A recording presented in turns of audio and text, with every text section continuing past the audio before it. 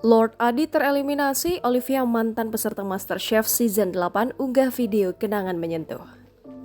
Lord Adi kini tereliminasi di MasterChef Season 8. Meskipun begitu, Lord Adi akan tetap membuat karya berupa konten-konten terbarunya nanti.